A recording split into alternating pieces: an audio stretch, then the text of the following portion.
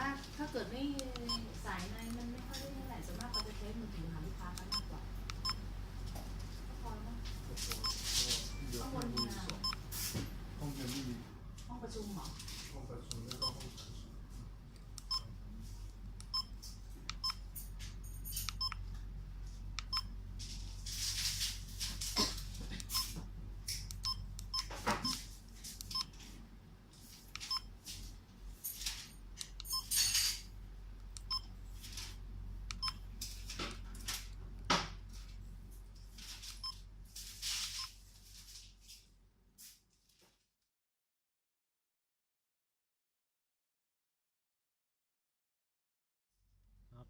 นี่สองตัวนี้ตัวอะไร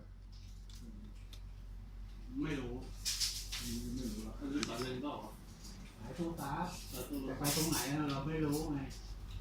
ไปตรงที่ไปตรงที่ไม่คุ้นครับ ไม่ใช่นะ เดี๋ยวก็เลยเหลือเราถึงจะรู้ไม่เหลือก็ไม่รู้